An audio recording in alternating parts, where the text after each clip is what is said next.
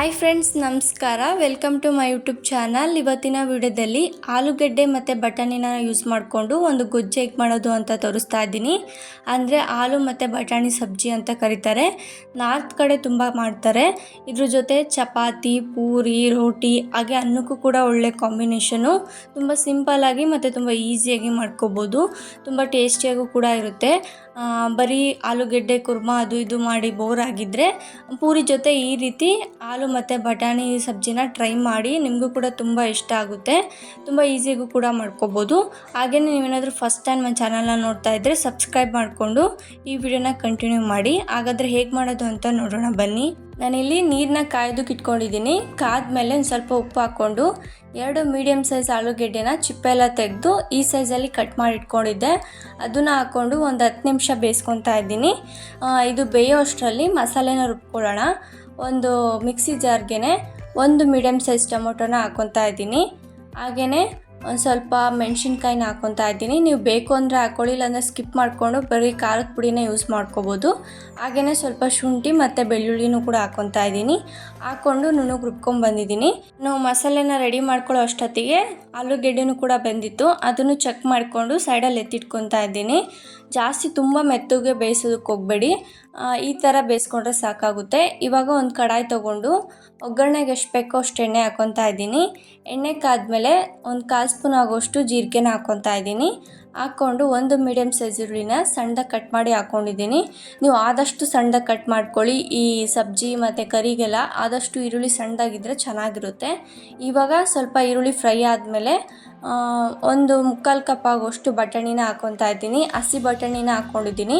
ನಿಮ್ಮ ಮನೇಲಿ ಹಸಿ ಬಟಾಣಿ ಇಲ್ಲ ಅಂದರೆ ಒಣಗಿರೋ ಬಟಾಣಿನೇ ರಾತ್ರಿ ಎಲ್ಲ ನೆನೆಹಾಕಿ ಮಾರ್ನಿಂಗ್ ಬ್ರೇಕ್ಫಾಸ್ಟ್ಗೆ ಈ ಸಬ್ಜಿನ ಮಾಡ್ಕೋಬೋದು. ಇವಾಗ ಸ್ವಲ್ಪ ಬಟಾಣಿ ಎಲ್ಲ ಫ್ರೈ ಮಾಡ್ಕೊಂಡಾದ್ಮೇಲೆ ರುಬ್ಬಿರುವಂಥ ಮಸಾಲಾನ ಹಾಕ್ಕೊಂಡು ಮಿಕ್ಸ್ ಮಾಡ್ಕೊತಾ ಇದ್ದೀನಿ. ಹಸಿ ಬಟಾಣಿ ಹಾಕಿದ್ರೇ ಈ ಸಬ್ಜಿ ಟೇಸ್ಟ್ ತುಂಬ ಚೆನ್ನಾಗಿರುತ್ತೆ. ಆದಷ್ಟು ಹಸಿ ಬಟಾಣಿನೇ ಯೂಸ್ ಮಾಡಿಕೊಂಡು ಈ ಸಬ್ಜಿನ ಮಾಡ್ಕೊಳ್ಳಿ. ಇವಾಗ ಎಲ್ಲ ಮಿಕ್ಸ್ ಮಾಡ್ಕೊಂಡಾದ್ಮೇಲೆ 1 ಸ್ಪೂನ್ ಆಗೋವಷ್ಟು ಖಾರದ ಪುಡಿನ ಹಾಕ್ಕೊತಾ ಇದ್ದೀನಿ. ಇದು ಖಾರ ಅಷ್ಟೊಂದಿಲ್ಲ, ಅದಕ್ಕೆ 1 ಸ್ಪೂನ್ ಹಾಕ್ಕೊಂಡಿದ್ದೀನಿ. ನೀವು ಖಾರಕ್ಕೆ ಎಷ್ಟು ಬೇಕೋ ಅಷ್ಟು ನೋಡ್ಕೊಂಡು ಹಾಕ್ಕೊಳ್ಳಿ.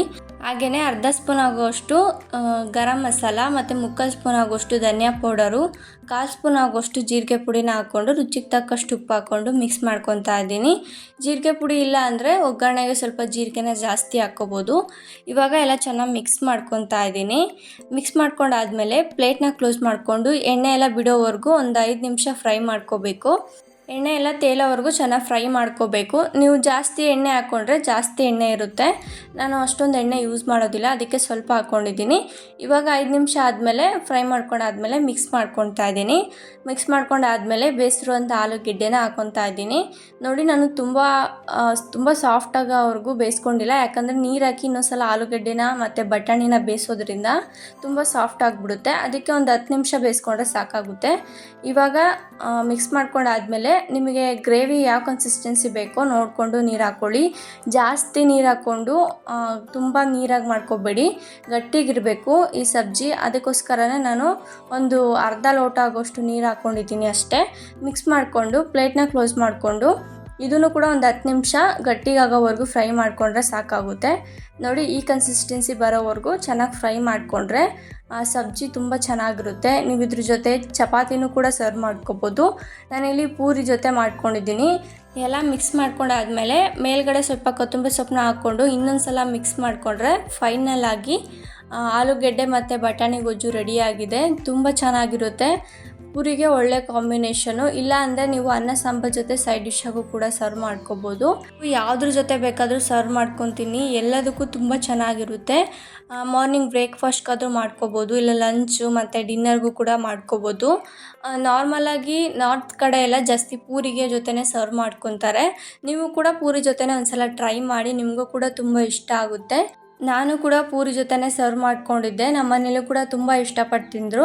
ನೀವು ಒಂದ್ಸಲ ಟ್ರೈ ಮಾಡಿದ್ರೆ ಕಮೆಂಟ್ ಬಾಕ್ಸಲ್ಲಿ ಹೇಗಿತ್ತು ಅಂತ ಕಮೆಂಟ್ ಮಾಡಿ. ಇದೇ ಥರ ವೀಡಿಯೋಸ್ಗೋಸ್ಕರ ನನ್ನ ಚಾನಲ್ ಸಬ್ಸ್ಕ್ರೈಬ್ ಮಾಡ್ಕೊಳ್ಳಿ. ಇದೇ ಥರ ತುಂಬ ವೀಡಿಯೋಸು ನನ್ನ ಚಾನಲಲ್ಲಿ ಅಪ್ಲೋಡ್ ಮಾಡಿದ್ದೀನಿ. ಒಂದ್ಸಲ ಹೋಗಿ ಚೆಕ್ ಮಾಡಿ, ಹಾಗೆ ಸಪೋರ್ಟ್ ಮಾಡಿ. ಹಾಗೆ ಈ ವಿಡಿಯೋನು ನಿಮಗೆ ಇಷ್ಟ ಆಗಿದ್ರೆ ಪ್ಲೀಸ್ ಲೈಕ್ ಮಾಡಿ ಮತ್ತು ಶೇರ್ ಮಾಡಿ. Thank you for watching the video.